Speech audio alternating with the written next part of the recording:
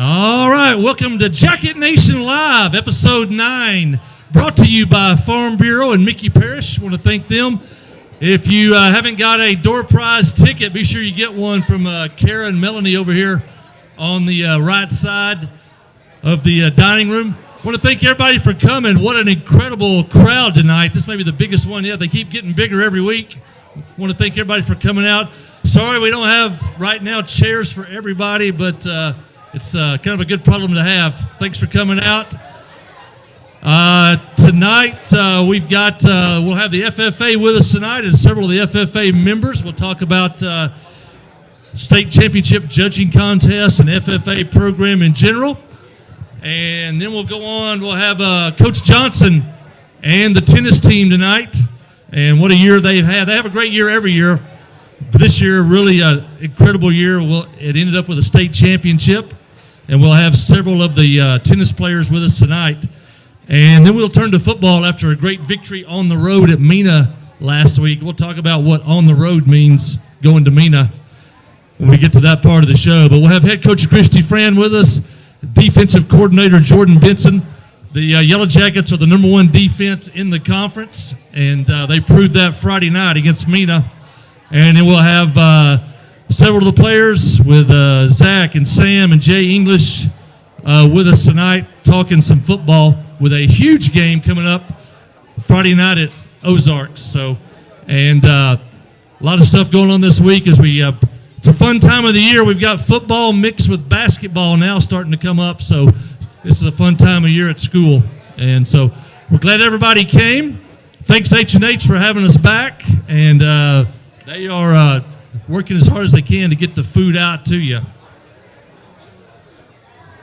All right, first up on the show tonight, we'll have the FFA. We'll start with the advisors with Donald Volts and Ashley Flickinger. Come on down.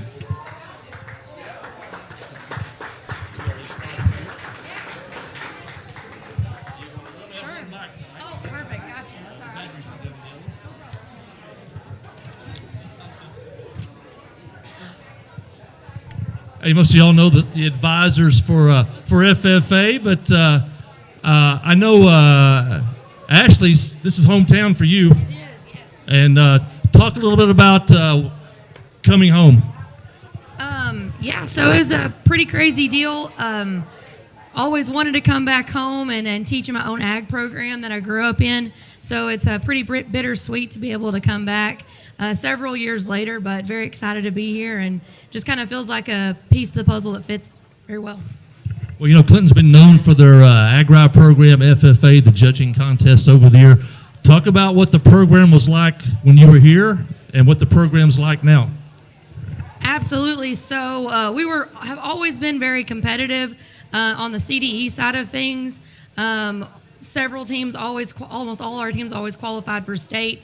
Always had a state-winning team, usually a couple of them between agronomy and electricity. So we're always going to nationals. I think as a kid, I only didn't go to nationals 1 year my whole high school career.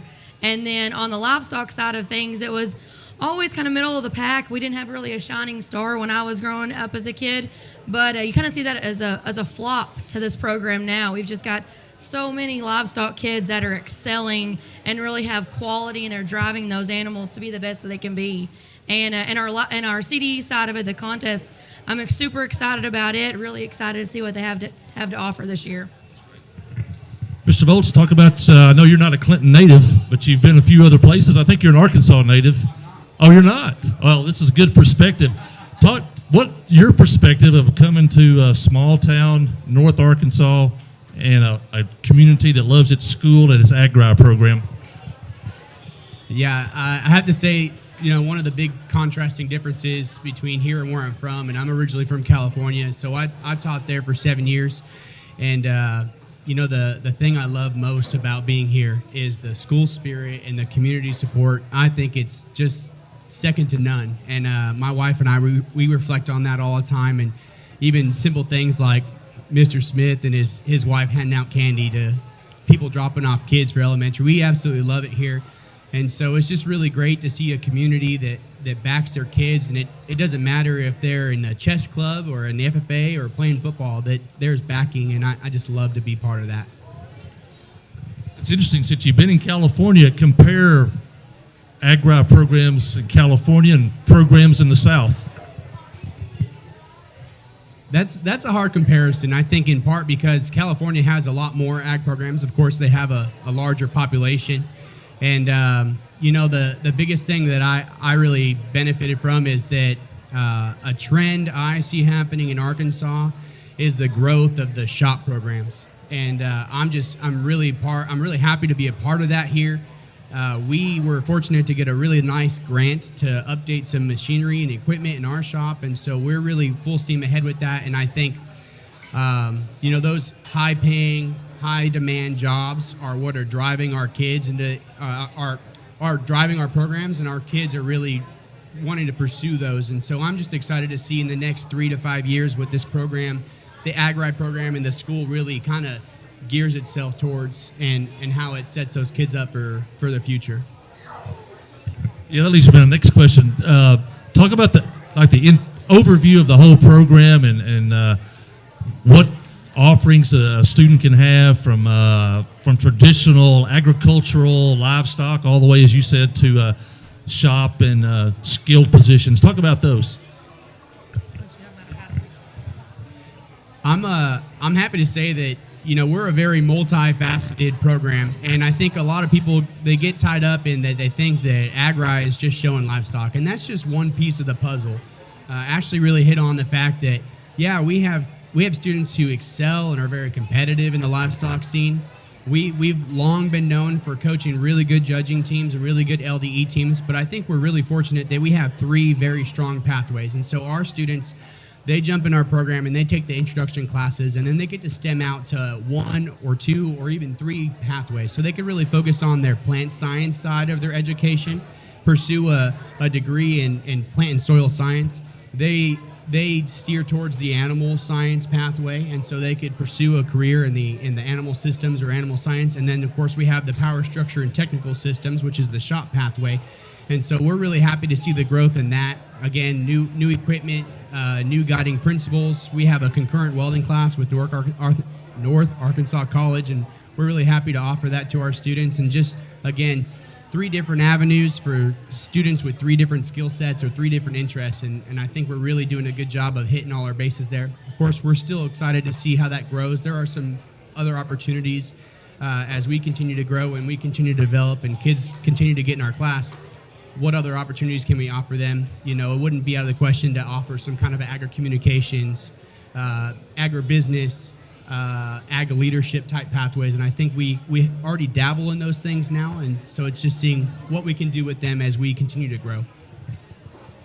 Yeah, the agricultural field is huge, especially in a state like Arkansas, and the opportunities are almost endless. Talk about things that the students can experience in the program. We talk about the judging contests and the fairs. That's the things that the community sees. But talk about all the different things maybe a student can experience by going through this program. Sure, and I'll let you touch a little bit as well on this. But, you can do the judging contest. You can do the fairs. Something that we didn't do a lot when I was a kid is the LDEs, or the leadership development events.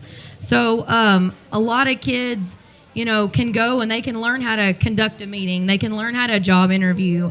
They can learn, what are some other things we do with LDs? I just blanked. But so many things that are life skills and applicable in today's world that they're leaving our classrooms and going straight into the workforce, and they're going to be ready for it, no problem. And some things that we do inside of our classrooms, we try to be very hands-on. So heavy hands-on in our shop classes. In our animal science and our plant systems, we're in the greenhouses. We're creating plants for those kids to be able to sell to our community. So just lots of hands-on, real-world applicable things that they're going to be able to go and do at home today. And I'll add to that. I think one of the components that's often overlooked is this thing called the SAE, or Supervised Agriculture Experience. And so our guiding principles in the FFA and through the state of Arkansas is that every student has a project that they do outside of class that teaches them about agriculture. And so it's that hands-on learning, that career building. And I'm really enjoying seeing these projects begin to blossom. I had a student who, her mom works in the preschool, and she was unsure what to do for a project. And so her mom said, you know what? She's going to design lessons to teach these kids in the after-school program. And so her mom sent me images or pictures of her doing a lesson for preschool students on how to grow pumpkins. And I'll tell you, I love our SAEs. It's great to see kids who help with the hay and who help raise cattle or who plant a garden or do chickens. But to see a kid give back to the younger generations because she has this project that she's interested in doing, it was a really cool moment for me to see. And so I think that SAE component is something I'm really passionate about, and I think it benefits these kids really greatly. And so I think it's a cool opportunity for them to dive into their interests and push them towards some career opportunities they didn't know existed.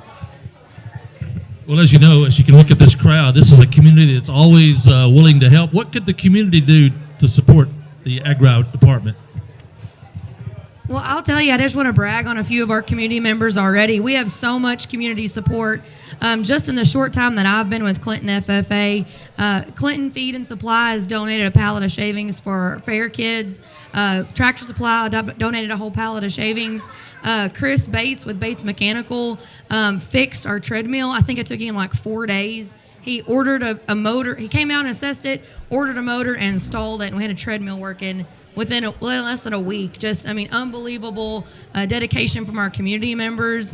I know the auction is always really big. We have community members that donate to that. They come and buy. They donate and they come and buy at that. So just that support, seeing our kids out and recognizing our kids and saying, hey, we appreciate what you're doing. It's important what you're doing. And I think that just kind of really helps push our community. And if there's anything that we can do for our community, that's what we want to do. Part of this is community service and giving back to the people that are part of our community. So while a thank you is something that we can do, if there's more, we want to know what we can do for y'all. Well, I can vouch for the Agri program because my niece and nephew were the agronomy state championship team in 2016. And so they went to Arkansas State, and they still did a lot of the things that they learned in Agri. So, but it's a great program. It's got a lot of history. Know that I see Lacey out there. Her dad was a part of that for a long time too. So it's a great program, and we are definitely glad we have it here at Clinton High School. It's produced a lot of great graduates over the years. And we're going to talk to some of your students now. So we want to thank Mr. Volts and Mrs. Flickinger for joining us.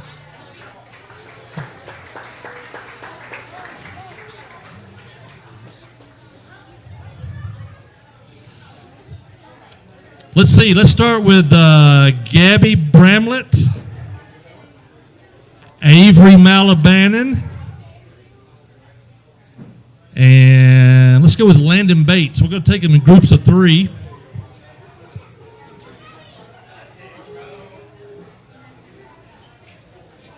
We got one microphone, so we have to keep them in small groups here. We'll just pass the microphone down. Talk about what you do in Agri, or what's your specialty, or what you enjoy most. I obviously enjoy showing hogs the most. I also love my LDE competitions. Those are the best. Flurry's okay. It's not all it's talked up to be. I enjoy showing lambs and goats, and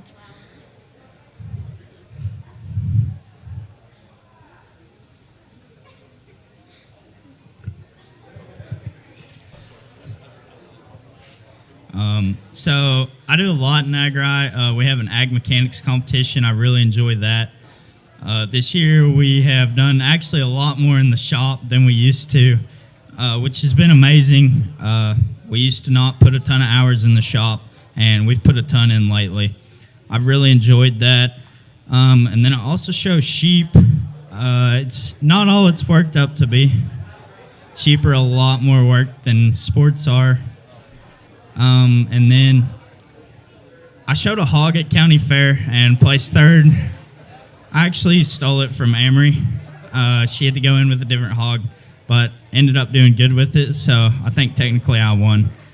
But we do a lot.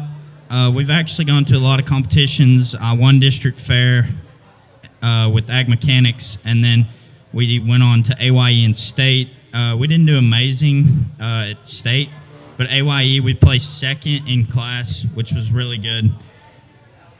Also, I do LDs and CDs. I did CCM my freshman year, I believe, and it's a lot more work than I thought it would be to do a conduct of chapter meeting. A ton of work. And then this year I'm doing job interview, which has so far been really good. It's definitely going to help later in life with the skills I need. And then I also do ag mechanics, the CDE, and it's pretty fun so far. Talk about some things that you would like to do, maybe in Agra in the future. I would really like to go to nationals for my senior year. That would be really exciting. I want to have a parlay team next year and actually win with it. And I want to win reserve grand or grand champion at state fair with my Hogs next year. I say I would like to win a national showmanship with my sheep or my goats. I think showmanship sets a precedent for yourself because that's one thing you can control in the show ring. You can't control whether or not the judge has a preference, whether or not he likes your sheep. But showmanship, you can definitely control. One thing I would like to see in the ag program in the next year is a third ag teacher if Mr. Smith is here. I would like to see a third ag teacher. But a big thing definitely I would like to see is definitely going out onto farms and stuff and doing some like work hands-on in the real life, maybe welding pipe fence or putting in cattle guards, whatever it is. I'd like to see us go out and do a lot of work with the community and build that relation stronger. Mr. Smith, taking notes. Oh yeah, we'll get that a line item on the budget. Last question. What's something you do outside of school in Agra? Something you like to do that's fun? I wouldn't say it's necessarily fun, but I love to walk my pigs. I love to spend time with my pigs. That is my life. It's my favorite thing. Kind of like Gabby said, I spend a lot of my hours in the barn. I enjoy it more than anything. I quit all of my extracurriculars for this. It's my life. That is not my life. I do not enjoy the barn at all. The barn was a terrible place for me. But if there's one thing that I really did enjoy, and outside of school especially, was really the relationships I built in ag. There was a lot of cool places I've got to go with the ag program, and those relationships have really built a lot. And they've helped me with friendships. And with those friendships, we built a lot more projects outside of ag as well. Currently, we're working on some stuff for my dad, which needed some fence and stuff done. So we've done that. But those relationships is probably my best part about being out of ag. Great guys, and I say it all the time. Don't we have great kids here? This is a great interview, and that's Gabby, Avery, and Landon Bates. Thanks, guys. Y'all were great.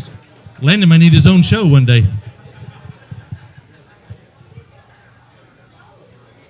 All right, I got Kurt and Clay Flickinger, Carson Cody, and Blair Barry.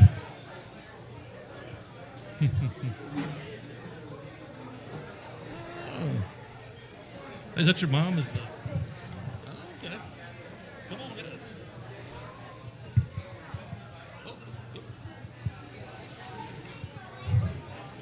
I'll ask you what I asked them. I'm not sure. Are you guys in the Agri? No. Or you just know you know some people there? Yes. Oh, okay. We'll talk about 4-H then. Okay. Yep. Okay. Miss Flickinger's children here on the end. So if you don't know them, you will now. I'll ask the question I started with them. Talk about what y'all do in Agri. So I show lambs, and I do multiple CDE and LDE competitions, and I help out in the greenhouse and stuff. I show hogs. I've shown hogs for 9 years, and this year I did a CDE for AgMech. I like to show pigs and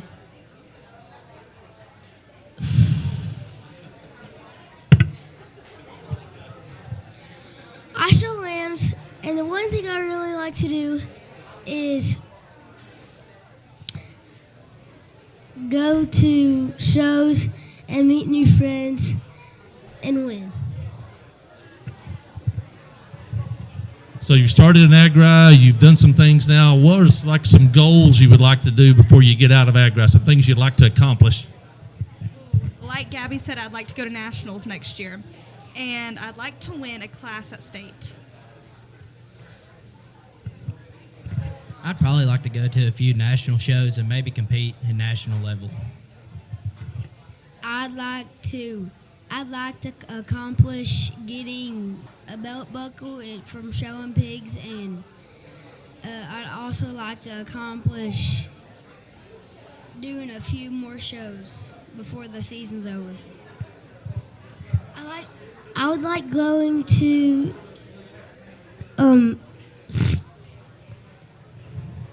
I'd like going to what's it called?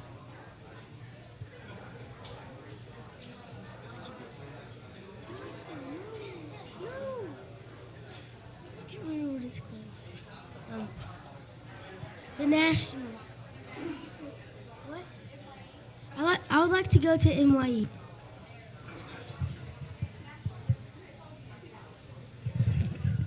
If you wondered, the national FFA convention is Indianapolis, Indiana. So that's what they're shooting for at the end of the year.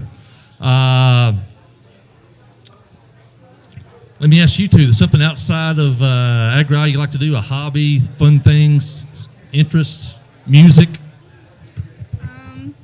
I mainly just like spending time with family and friends. Really, show pigs is like my life. Like, I have pigs in the barn right now, and I maintain that year round.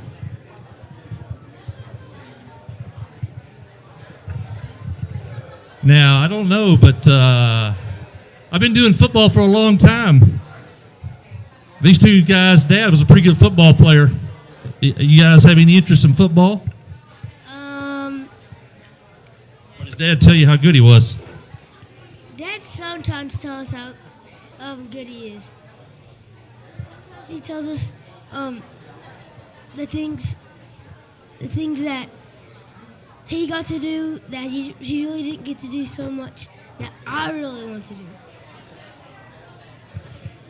My dad says that he thinks he's that good at football.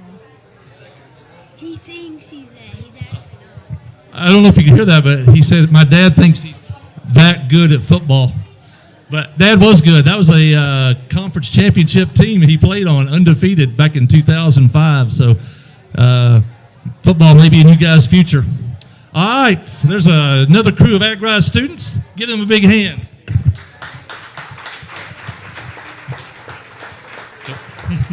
Yep, thank you all. That is Kurt, Clay, Blair, and Carson. And we have two more, Amory Mills and Kane Duncan. Come on down.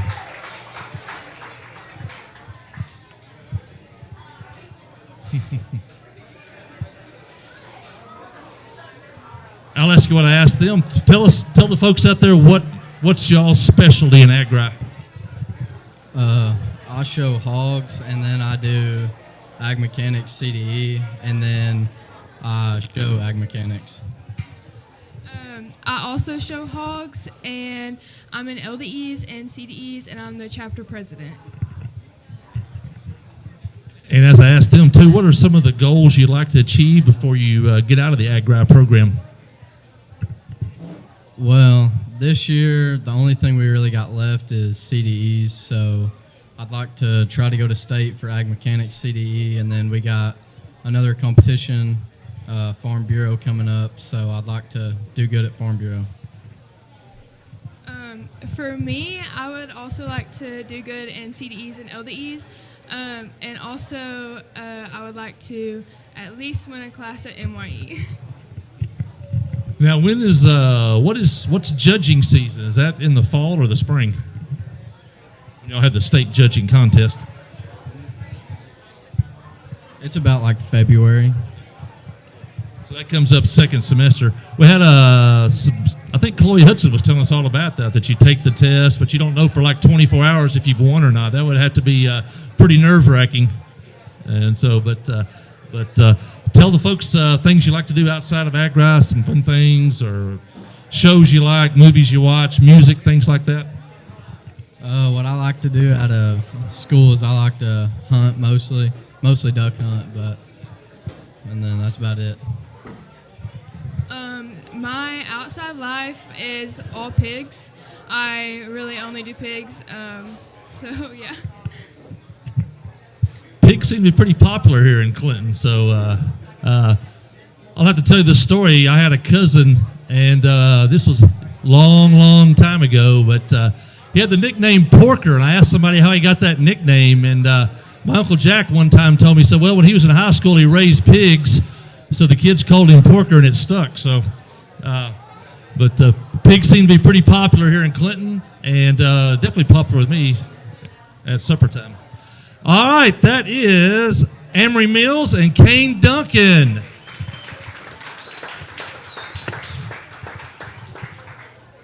Thanks, Mr. Volts and Ms. Flickinger for bringing them on down, and we'll keep up. Anytime you have anything, let us know, and we'll get it out there along Miss Hutchins over there. We'll get the word out.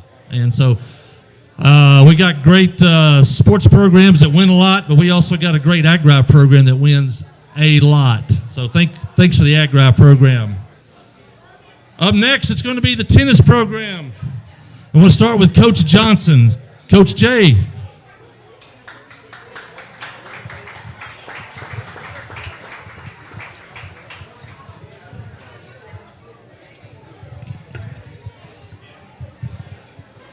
I told somebody Coach Johnson wins Coach of the Year quite often, but I always tell people she's always Coach of the Year at Clinton every year. And so we're glad to have Coach Jay with us. And another one of the programs that I tell people they don't rebuild, they just reload. She has kids come through, they win, they're successful, they graduate, here comes the next bunch, and it just keeps building on itself. The track program, the tennis program, the basketball, football programs, they just keep reloading. But it's interesting for Coach Jay. Coach Jay played tennis. Her coach was her mother-in-law, and then she comes along, and she's been the coach for a long time. So she's got a unique perspective. Coach, tell everybody what this program means to you personally. Well, like Mike said, I started, I went to school here all 13 years of my life. And then I started playing tennis in high school for Polly. And one thing about Polly Johnson, she was a leader. She made things happen. And there was a couple of years that they told her, well, we can't have the tennis program because we can't afford it this year. And she says, no, I'll pay for the gas. I'll pay for all the tools we need. And she made the tennis continue on over the years. So she taught a lot of us. She started back in the 70s, and so it's over 50 years old now, and it's because of her. So that's why it's so deep-seated in my heart to see it keep going and thriving. And also because tennis is such a great sport. You can learn a lot from it, just like any other sport. But it's not only an individual sport, but it's a team sport. And they can learn great skills, and they can keep playing for life. I say it over and over and over. It's a lifetime sport. It really is. There's some 80-year-old Fairfield Bay tennis players that play every day, and they could beat all of us with our hands tied behind our back. They just know how to play, and they're still doing it for life. So that's one of the reasons, and many others, because I really care about the kids, and we've had successful programs, and it's been because of our fine student athletes. we have a good community support as well, but the kids jump in there and they learn how, and they do well and thrive year after year after year. And I just enjoy being with them and teaching them a great skill. Do you kind of feel a kind of a special bond or need? Basically, you're carrying on this legacy. It's almost a family legacy now, over 50 years. For sure. I mean, like I said, she started it, kept it going, and it's really special to me. Tennis is just a wonderful sport, and I want to see, you know, for a while, there were some sports that were dying off, tennis being one of them. Pickleball was picking up some slack. So I want to continue to teach that, and I hope that all of my kids will teach their kids, and their kids will teach their kids, so we can continue the tennis sport. Especially here in Clinton, we've had a real successful run, and we want to continue that. I've got to ask you this, looking back as a player, then as the coach, and you've seen the program build, and it's the last few years we've seen historic things like making to the overall tournament and things like that. But this year, at the end, and you're looking out over the court, and Kaylin and Lexi win a state championship, you got to be thinking back all those years, all that hard work. What went through your mind when it finally all came to fruition with a state championship? Well, several of us, including parents and lots of grandparents. First of all, we had great community support, didn't we? I mean, the whole town was out there. But we couldn't stop crying. You know, I immediately got emotional because I know they worked hard. And I always tell them, you're gonna fail a lot, but you learn from failure. And you get back up and you keep working. And they worked hard, you know, for 4 years in the program. And just to see them come to fruition and win from all that hard work, to me, that's a great success story, and it's a great learning moment to know that you put in all that hard work.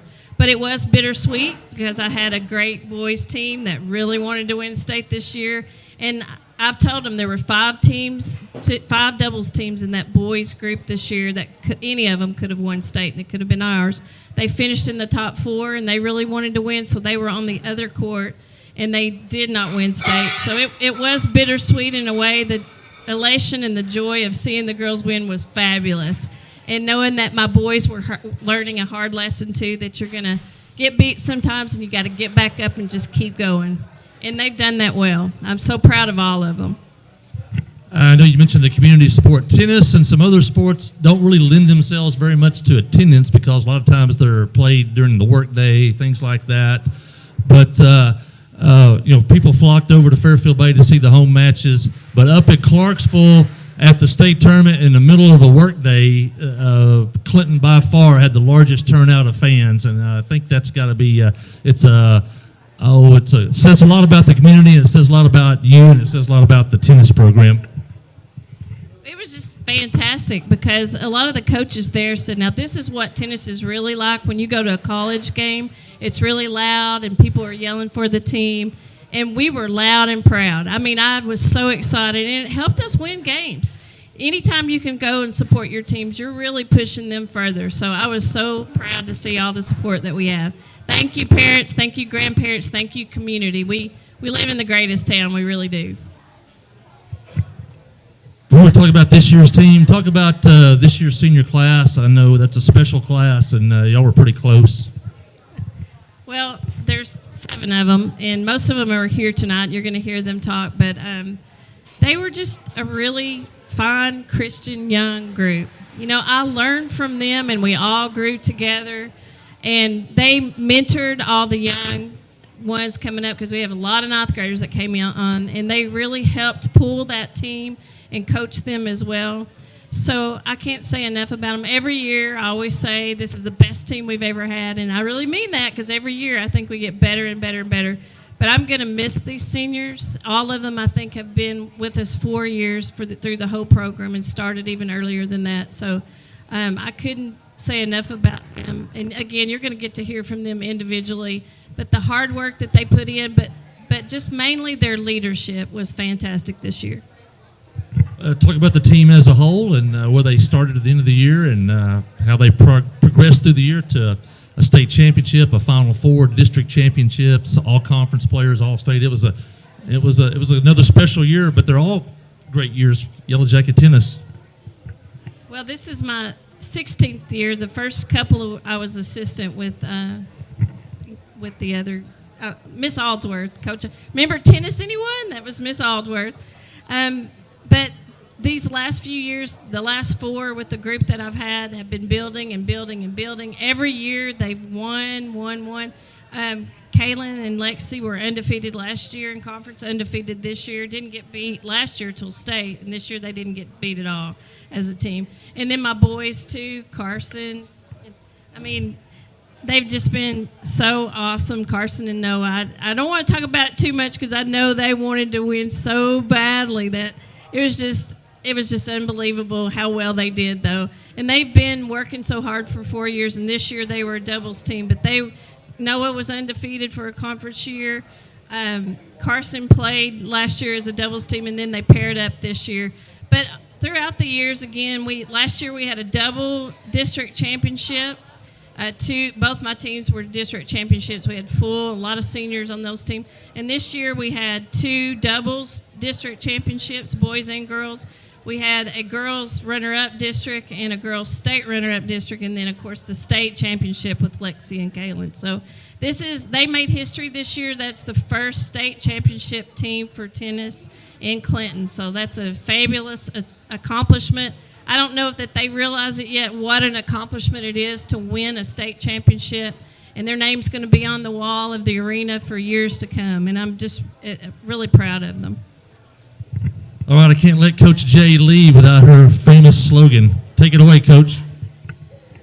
Tennis is a lifetime sport. There you go. Head coach, Tammy Johnson. Coach of the Year. I've already named her that.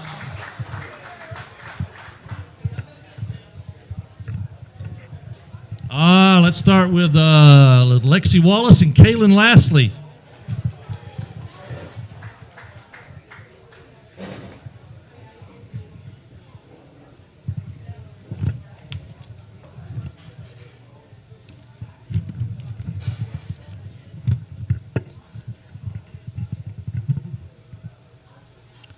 Talking about tennis, well, before we get to the state championship, we'll talk about some other things. But I had a really interesting question. I was thinking, had y'all ever thought of tennis, played tennis, or seen a tennis ball before the 9th grade? No, I haven't. Coach Jay had always told me, like in junior high, you need to play tennis, and I was like, no, like why would I ever do that? That seems so boring. But I ended up liking it, so I'm glad she convinced me to do it. I had not either. My sister played, and that's really the only reason I started playing, and that's really the only time I'd ever heard of tennis. So I had no desire to really be good or anything. I just kind of played, saying like, sure, it's another sport to pick up, and ended up good. So yeah. Well, I know both of y'all are really good softball players. Does softball play any factor about being a good tennis player? I would say it kind of does, but like at the same time, it's a lot different than you would think. It's just, I don't really know how to explain it. It's just different.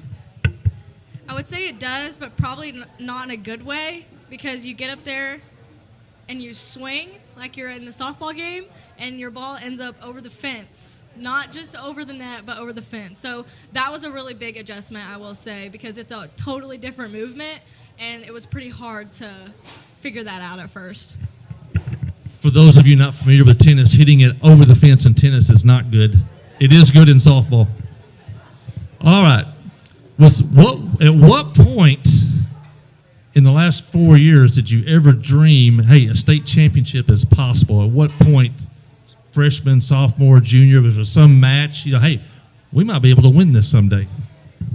I would definitely say it was last year, because we got to like the semis and we were like, okay, well, we need to make it here, but we ended up losing. We got third. So the whole time we were just like, okay, our senior year we have to win. Like, we know we can do it. So that just pushed us. Over the 4 years, if you would have told me 9th grade year we were going to win a state championship, I probably just would have laughed, because we were pretty bad. Just bad. So just to see the progress, it was really cool. And I will say junior year really solidified that we could go on to senior year and win a state championship. And really just all throughout this year, that was really just all that was in the back of our mind, just knowing that we could win. And it was a really big motivator. You know, you go out and you play these games well, probably 2-3 times a week, but really the only thing you're really thinking about is at the end of season, the state championship game, and that's really just what we worked for all season. So you did make it to the Final Four last year. You actually lost to the eventual state champion last year. One of those girls, I think, graduated. So we basically had the returning team with both players returning for this season. So heading into the district and the state, did y'all feel any type of pressure to win at all? I kind of put like pressure on myself because I was just like, I know we can win it and I want to so bad, but like I feel like I never had much pressure with tennis because it's just such a fun sport. Like I can just play it and not have to worry about, because no one really knows what's happening, like what's going on, so no one can yell at me, like no one knows what's happening. There definitely was, I feel like, just like a silent pressure just because we both knew what we were capable of. So knowing that we were capable of winning and just kind of having that like fear in the back of your mind if like something ended up happening, you know, you get a bad matchup and just possibility of blowing it. I mean, that kind of just sits in the back of your mind too. But it was like a good pressure because we played just like with a lot of motivation, knowing that a state championship was in our reach. But I say it's a good pressure. Well, for the most part of the last 2 years, these two were killers on the court. They wiped out everybody. They intimidated opponents. But when you got to the state champion, you won 3 games. What was it? 2 the first day on Monday, and then you had to play Tuesday morning and then play in the championship Tuesday afternoon against, I guess it was Star City. But in that first set, it's best 2 out of 3 sets if you don't know the tennis lingo. But they lost the first set. Y'all, I don't know if y'all ever been behind before, hardly in the last 2 years. Talk about when the end that set was over and Coach Jay comes over. What was that like? Well, Coach Jay was just telling us the whole time, just like, keep your head up. I was kind of down, I can't lie, because like we hadn't lost all season long, and we knew they were good going into it. Like we knew there was our biggest competition, so I didn't really feel a lot of pressure, but I was just like nervous. But I'm glad we ended up pulling it out. After losing the first set, I will say it kind of sparked more like just competitiveness between the both of us. And even though we lost the first one, I never really had much of like a doubt in my mind. And Coach Jay helps with that. She really never gets down. She never gets negative. She's always positive, and that helps a lot. And we played this team. We played Star City last year, and we won. So knowing that, again, what we were capable of, it never really registered in my mind that we were going to lose. So, yeah. Well, they took control in that second set. I think it was they won 2-1, and then Star City was serving, I think, and y'all broke their serve, went ahead 3-1 after that, and then never looked back and just totally dominated the third and final set to be the state champions. And kind of the same thing I asked Coach Jay. The final point of the final set, and you're the state champions. What goes through your mind? I didn't have much going through my mind, honestly. I just started crying. I could not stop crying, and I just immediately looked at Coach Jay because it was just such a surreal moment. Kind of the same thing. I didn't really know what to think because it was just something we wanted to do all season long, and then it finally happened. And it was kind of like a relief because you had the pressure of knowing that you can win, and then you finally do it, and then it's just a big relief, and it was a fun moment. We had so many people there supporting, and that helped. They made it really fun and just an enjoyable day, and it's one I'll never forget. Well, these two were, of course, 2-time district champs, state champs. The ladies finished second in the state also, and they were both all-conference, 2-time all-state, and so they accomplished a lot in their tennis career. But I can't let you get out of here without, after we're doing all of that, your favorite Coach Jay story. Apparently there's a lot, Coach Jay.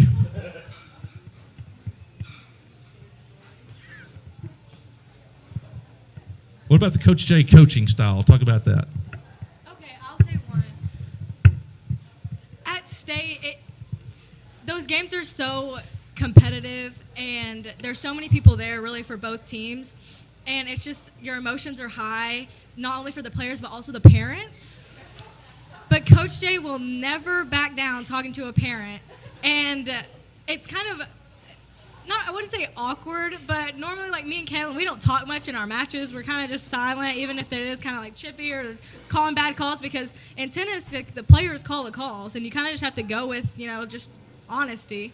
But Coach J, it never really lets anything slide. So I will just say her little comments toward the parents, and even sometimes to us, because we don't call them out as much as we should. But I'll just say, yeah, just her little comments to the parents give us all a good laugh most of the time. Well, yeah, I will say that. That was one thing I learned from the state tennis match. The players call the lines, and so sometimes it leaves some tense moments. But let's hear it for the state champions, Lexi Wallace and Kaylin Lastly, your 2025 state champions.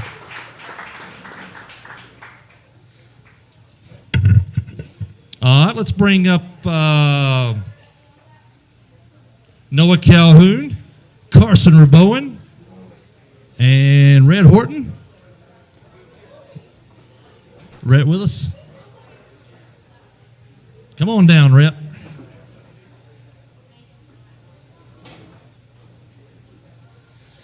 These two guys made it to the Final Four in the doubles. They lost to the eventual state champion, Episcopal Collegiate, but it was quite a match. It was best 2 out of 3, and it went all the way down to the third set, almost down.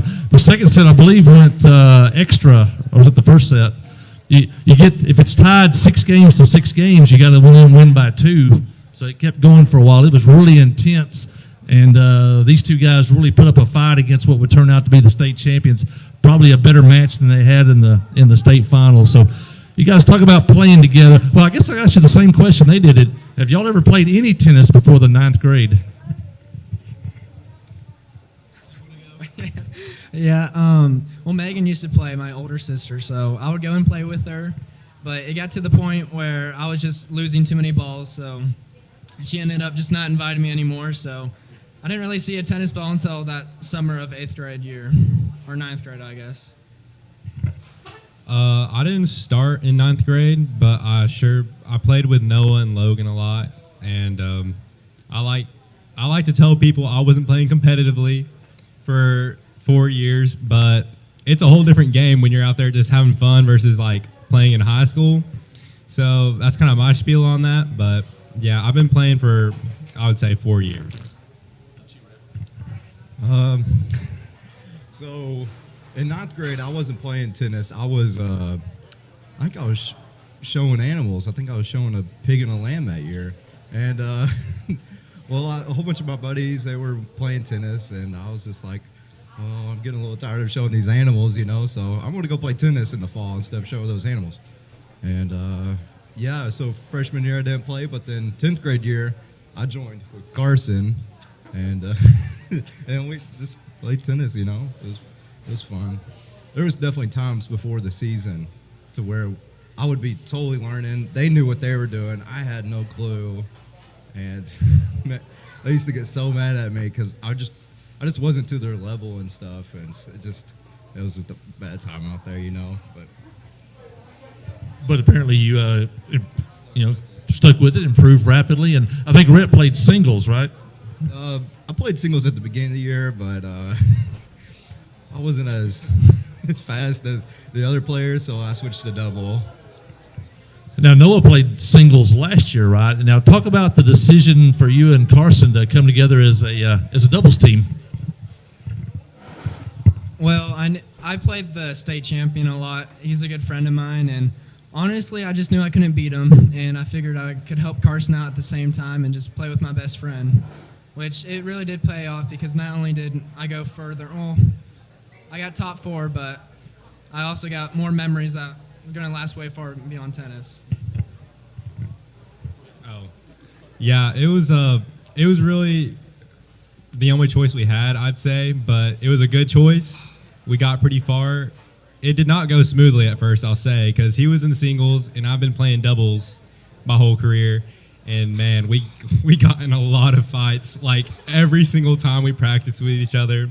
And like you can ask my mom and dad, I come home at like 10 o'clock because we would just be arguing for like a whole hour of that.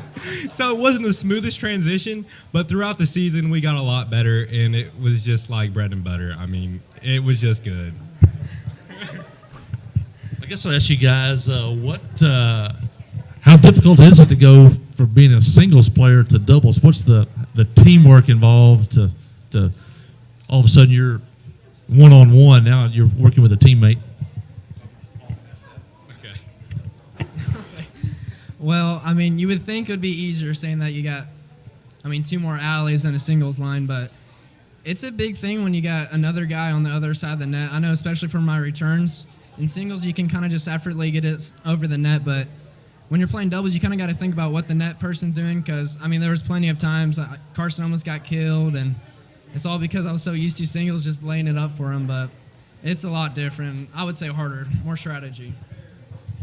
Yeah, he's definitely right on the part where I almost got killed. I mean, that was definitely a learning curve for him, because in singles, it's really just about smoking it down the line and stuff like that. When you do that in doubles, I mean, what you put into that ball is coming right back at you, and it was normally like me it was coming back at.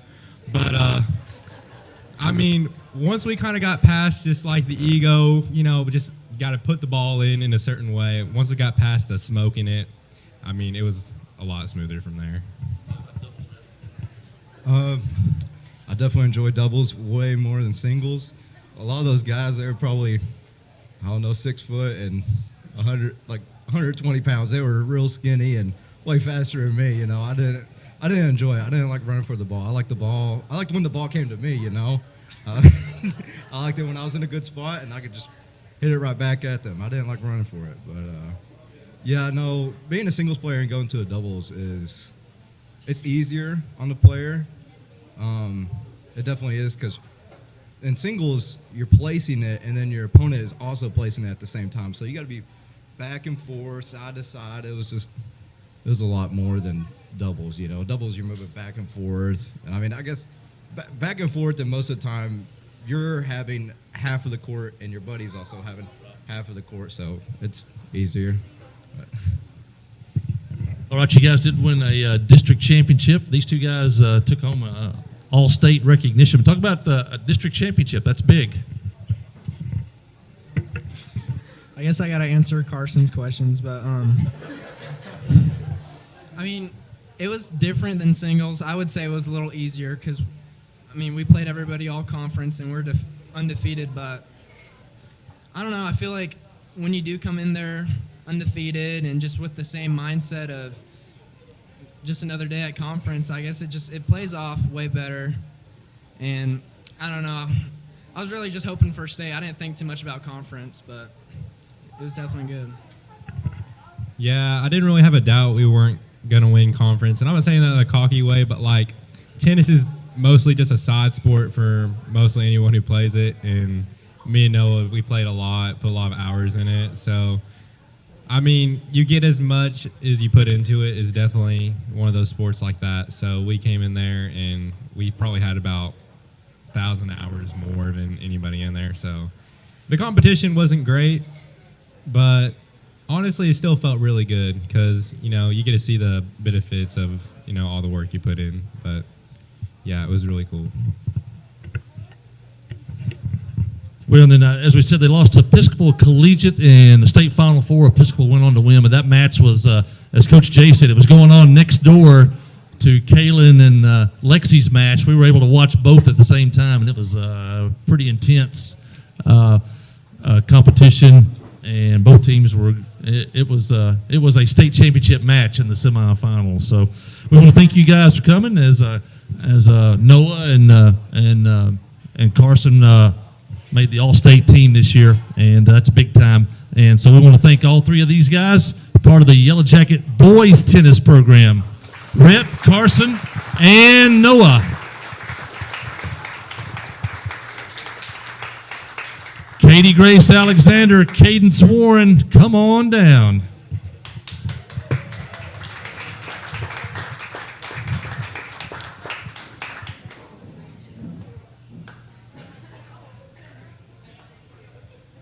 And Dixie Newland.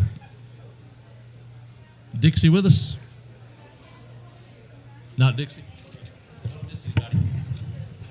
Did I miss anybody? I got to ask y'all the question. Any tennis played before this year with you two? I went and played one time with my brother. It did not go well at all. I either hit it over the fence or into the net every single time. No, my first time picking up a tennis racket was like in the middle of summer, and I had to go buy one. Coach Jay always told me that I needed to play, and I guess I'm glad I did though. Apparently, when Coach Jay speaks, people listen. So, I will say, KG's brother Will played, I guess, 4 years tennis for Coach Jay. So, Will Alexander. These two made it to the state tournament, and they were both all-conference players as ninth graders. So, when you look at Kaylin and Alexi, do y'all think that could be y'all someday? I mean, for sure, it gives us like a lot of hope and stuff that we could do as good as they did, and we could just only hope to do what they did. So, I mean, looking at them, I guess they're a really big role model. I mean, the whole year they kind of just all they warmed up with us, kind of gave us tips and stuff like that. And I really do think if we keep on working at it, that we could probably be like Kaylin and Lexi. Now, no, y'all are like multi-sport athletes. Besides tennis, you play some basketball and softball and things like that. Do you see some benefits of tennis on those other sports that you play? I would say it really helps with coordination. You stay pretty in shape because you're running quite a bit. It's such a small court, so you don't think you'd run that much, but it's more than you'd think. So I would say it definitely helps. I would say, especially with softball, like hitting, the hand-eye coordination. But as Lexi said, it didn't help with hitting it over the fence, and it was a struggle to start for sure. So, what's the future now for the tennis? Will you now maybe play in the spring, summer, things like that? Is that something you think about? I mean, for sure. I really like the sport, so I would love to play anytime. It's super fun. I will say, Noah has mentioned a few people that we could, go to and during the summer. I really enjoy tennis. I feel like Coach Jay makes it really fun and really enjoyable. Well, these two freshmen off to a great start. They make it all the way to the state tournament. They're all conferences freshmen, and the sky's the limit on these two. They may be the next Kaylin and Leslie. So we want to thank Katie Grace and Cadence Warren. And I think I should have said Lexi. So, sorry about that. And as Coach Jay, I guess all of y'all are going to tennis is going to be a lifetime sport. So, okay. Thanks, guys. And what a great season for the tennis program. And I'm sure they'll be right back here next year with more championships. Let's go to football with Coach Dufran. And come on down, Coach Benson.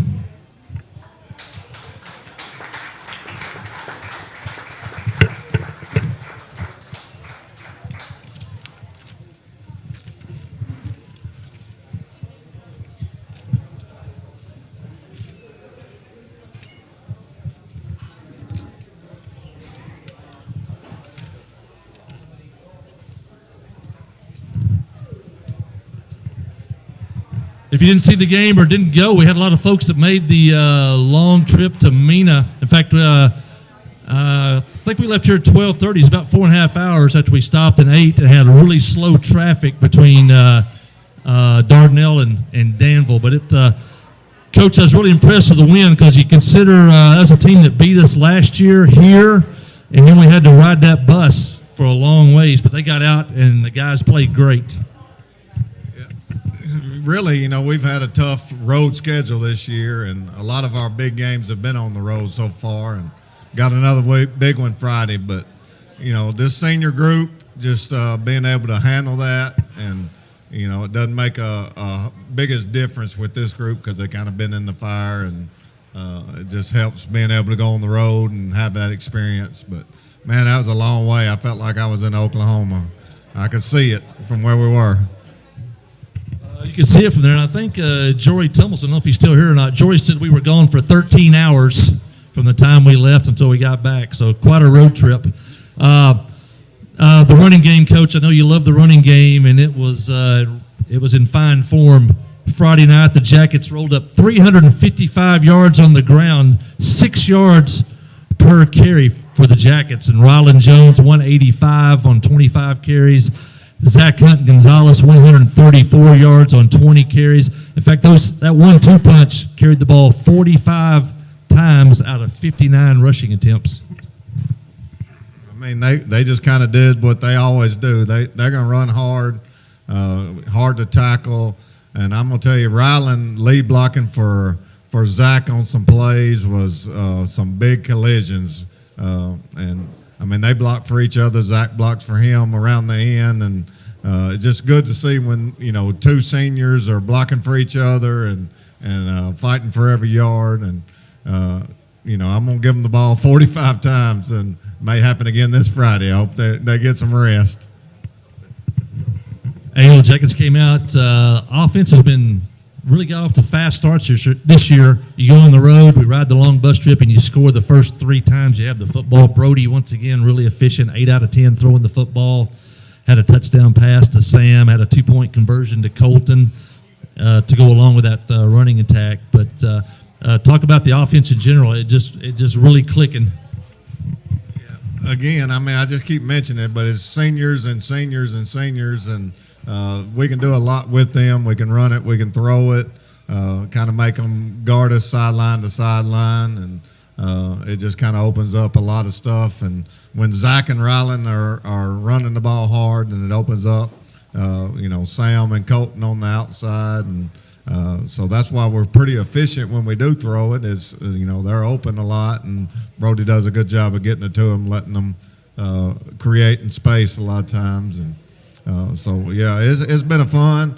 Calling plays for this. Some years are terrible to call plays because everything you call doesn't work. And right now, a lot of they're just tough, and it works when it's not there. And our linemen, made some big holes Friday, so it works when it's working good for sure. Well, I built the game coming in as the battle of the 2 best defenses in the conference. I think Mina had given up 99 points all year, and I think we'd given up 104. That's basically 12 points per game for each team. Well, the Jackets had 20 points in the first 3 possessions, and Coach Benson's defense basically held them to 7 points on the night. So we walked out of there. There was one defense still standing, and it was the Yellow Jackets. And talk overall about your defense, Coach. Only giving up, I think, 14 points in the last 8 quarters. Yeah, they're playing really well. For the season, I think it's an average of 11 points a game. They're playing well in all facets. It's really nice to have seniors very smart, and you're able to do lots of things secondary-wise. I mean, we ran 2 different defenses based upon the personnel that they brought into the game, and just being able to do that so easily it's huge, Yeah, I think this has got to be one of your best secondaries we've had in a long time. We had one a few years ago that had about 20 interceptions in a year, but man, this defense is able to really lock down the corners without having to have any help, and it really allows you to do a lot of things. Yeah, that's huge when we have the coverages, the corners that can cover just man-to-man, and we don't really have to worry about it. It frees up our safeties to do a lot of different things, and it really frees up our linebackers, too. We can keep those 2 linebackers in the middle of the field, and the safeties can take care of everything else, and it makes it a lot easier. I'm going to give a shout-out to Coach Pierman. Coach Wilson was out a day or 2 last week, and Coach Pierman really stepped up and worked with those D-backs, and they did well. So, I call Coach Pierman the California kid. So, but I think the key to the ball game, we're up 20-0 with about 4.5 minutes to go in the second quarter. They block our punt, and they get the ball 1st and 10 at our own 20. We're ahead 20-0. If they score, they're going to get back into the game before the half. Your defense goes out on the field, and they get -1 yard in 4 plays. Talk about that. And part of that was a great sack on 3rd down by Jay English.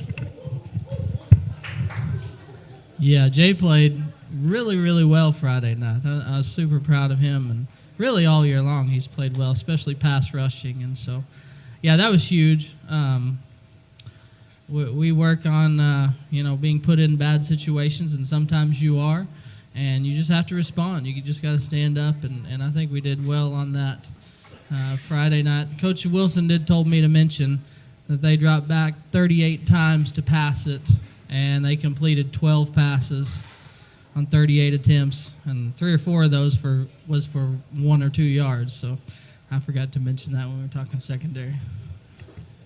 And one went to Caleb McCarver with an interception there. So we stop them, -1 yard on 4 plays. We get the ball with 2 minutes and, 3 minutes and 30 seconds. In a couple of timeouts, and we methodically move our way down the field. And I thought it was a brilliant move by Coach. We got into our end of the field. A couple of times went without a huddle, so Mina couldn't substitute. And we get down to the 6-yard line with 15 seconds left. We get a run down to the 1. I think it might have been Rylan Jones. Clock still running. The kids go right to the line of scrimmage. I think Zach scores with 6 seconds left. He used every second of that, and all of a sudden we go in at the half, and it's 28-0, and the game's over.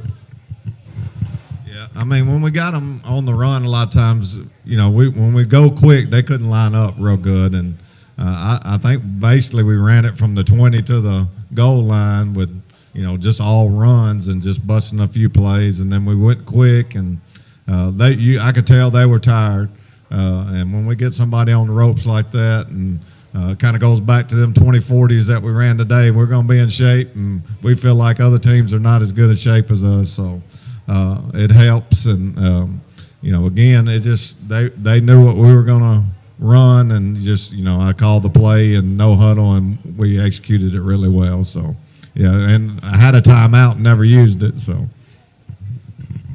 yeah, I was going to mention a couple of times without the no huddle, I noticed a couple of their defensive linemen never even got set, and so really took advantage of Mina there. They couldn't get substitutes onto the field.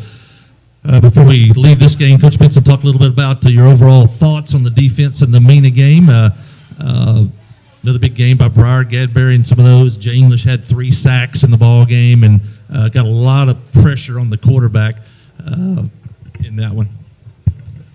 Yeah, the last few weeks I've kind of tried to have a theme each week, and Mina does a little podcast like this, and they were talking about Clinton and their goals the next week on how they're going to defeat Clinton.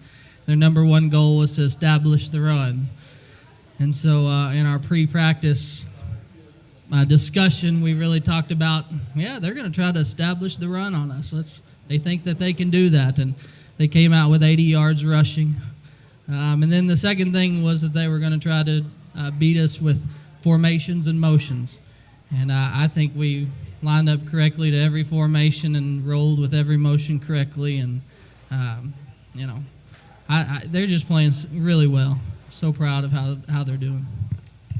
They didn't mention it, but I will. Watching practice during the week, I know they mentioned that Mina had used a different trick play in the first quarter of like the last 4 or 5 games. Well, they ran that little trick play with basically snapping the ball to the lineman. Didn't fool us because the coaches had already talked about that all the week. These guys do the film study, and nothing gets past them. And so Mina thought they were going to trick us on Halloween night, but the trick was on them. So a couple comments about Ozark. Big game this week. Jackets trying to match last year's win total with 9. Jackets 8-1 right now. Also, Ozark and Clinton tied with 1 loss, 1 game behind Dardanelle. Big game on the road at Ozark. Yeah, again, another road trip, and not quite as far as the last one, but it's a big game because you get a home playoff game. Basically, it's a playoff game in itself. You win it, you get another playoff game at home. So if you don't, then you're on the road for pretty much the rest of the time. So it's just big. We do have to stop the run this week, and they're big and physical, and it should be a really fun game to watch. Probably won't be as fun to coach, but it'll be a fun game for fans to watch because it's going to be a pretty good battle on both sides. Your thoughts on the defensive game plan this week? Ozark is probably not watching. No, I'm really excited about this week. Ozark has scored more points than anybody else in the conference. Average about 40 points a game, so it's going to challenge us. And I mean, they're going to line up at dead tee and run it right at us. Basically they're saying, "Can you stop us?" And I'm excited to see how well our guys play to it. So. Well, we've seen the dead tee early this year with Haskell Harmony Grove, so we've seen that before. So, big game this week. We need everybody to come out. It won't be 4 hours to the game this week. You can get on the freeway at Morrilton. It's an easy trip to Ozark, and we could really use the fan support. The fan support's been great this year. We had a lot of fans that did make the trip to Mena, so I want to thank everybody. So, head coach Chris Dufran, defensive coordinator Jordan Benson.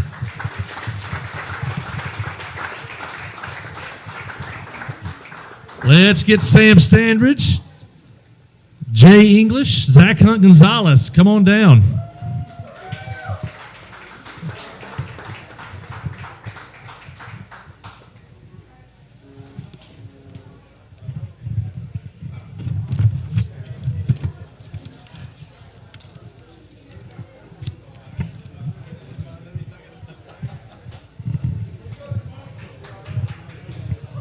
These guys had a big game Friday night at Mena. Sam, talk a little bit about the touchdown pass. Talk about the routes you ran. And Sam was, if you didn't go to the game or see the TV broadcast, he was double covered. They covered it well. Sam went up over 2 defenders and made the catch for the touchdown on a really pinpoint throw by Brody Dufran. I think we had a timeout or something, and Coach Frame was talking to me and Brody, and he told us that I was going to run a go route, but the corner had been lining up to the outside of me, and so I told Brody that I was just going to run straight inside and run a straight go, and that's what I did, and it worked out. I know early in the game, they really showed a lot of respect to Sam because early in the game, they were giving him like a 10-yard cushion. I know Brody hit him on a quick out at one time, but they were really afraid to get up too close to you, that you were going to go by them. Talk about when you see stuff like that, you and Brody. I don't know if y'all checked down on that or not. Yes, sir. We just adapt to it the best we can and do what we can. Zach's a big night for the running game. I know, Coach, we start with the running game, and if they don't stop it, we stay with the running game. But that's been Clinton's trademark all through these years, and it's worked, and it wins. And talk about your game running the football on Friday night. It wouldn't be possible without the offensive line blocking in the first place. And then when you got a guy who's 200 pounds running up and blowing up the linebacker each time and you're not getting touched till 6 yards, it's pretty easy. So, looked like a pretty physical game the other night, was it? Yeah, they were pretty big. They're pretty mean too, but I think our guys are meaner, and that's about it. Now, we don't have Rylan here. But the running backs, we have a lot of running backs, but what's it feel like when you know the other team knows you're going to run the football and they still can't stop you?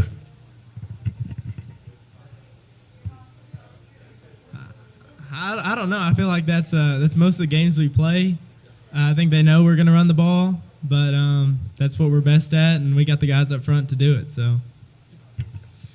Now, you missed quite a game if you didn't see Friday night. Jay put on a show with his speed. Jay went across. There was a guy across from him, looked about like Alec Huey. And I said on the broadcast, that guy's going to be glad when this game's over and not to see you again. Because Jay ran through him, around him.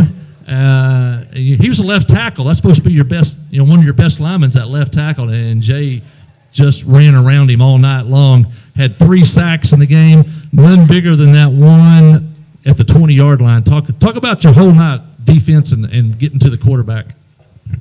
So I went into this game knowing that it was my last game as a kid. My birthday's this week, and I kind of had like a chip on my shoulder. My grandmother, who's over there, she comes to every game, and she wasn't able to make it. And I was playing for her in the back of my mind, so it kind of made me play a little harder, and I just really was focused and didn't let the bigger guy intimidate me, and yeah, I did what I did. Now, it's not really going to show up in the stats. Coach Benson will know the stat, though. A lot of times when he didn't get the sack, though, he forced the quarterback out of the pocket and have to make an off-balance throw, sometimes on the run. the more you make the quarterback move from his spot, the less accurate he is. I think Coach mentioned they only completed, 30% of the passes. A lot of that was because our pass rush, and especially Jay English, was putting a lot of pressure on the quarterback. And talk about that. So, if you don't, obviously, as you can see, that's a lot of running. And the coaches do a good job of keeping us conditioned and just keeping at it over and over and over and over and over. And I kind of like seeing the guy run away. I kind of feel intimidating. So it's nice. It's nice to get out there and scare him off and run circles around him. I think I've asked you this before. Almost every game you go into, that guy across from you is bigger. But talk about being able to use your speed, leverage to get by much bigger players. He also had the big fumble recovery against Dardanelle using that speed. Yeah, so, there's not much to it. As you go into a game, you play a couple downs, and you see how that tackle reacts. Some better tackles will adapt and step back further to compensate for the speed to come off the edge. And when I notice that happening, I'll, try and juke them one way or get them to think I'm going here or there. And you just kind of adapt as the game goes on, and that's a big part of it. Sam talked defense about the secondary. Another big lockdown night. Caleb had an interception, but they only completed 30% of their passes. Y'all did a great job in the secondary. Talk about the game plan. Yes, sir. We had a lot of communicating to do and talking to each other and be all on the same page with each other, and I feel like that's what really helped us. Coach Wilson, he wasn't there, and Coach Pearman stepped up and coached us up, but the communicating really helped us all be on the same page with each other. Same thing with Zach and the linebackers. Talk about the defensive plan the other night, and you really, as I said, 80 yards of rush game. That is huge. If you can, the old football saying, if you can stop the run and run the football yourself, you're going to win most of the games, and y'all stop the run. As always, we always have a good game plan. We all have a job to do, and if we all do it, then usually it ends up pretty good. Our defensive end squeezed down really good, so that helps open up lanes for the linebackers to make plays, and Briar and Hayden do a really good job of doing that. So, last question, any thought on a huge game with Ozark?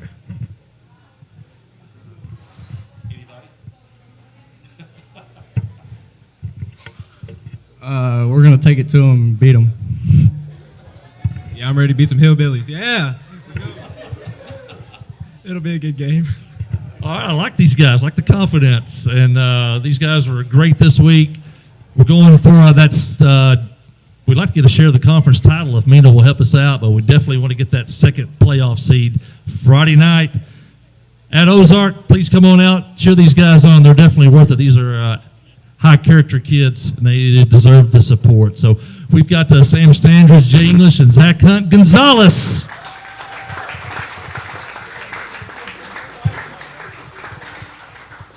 Miss Hutchins, we got anything else? Time to bring Farm Bureau down and give away the door prizes. I think we got the big man with us tonight, Mickey Parrish.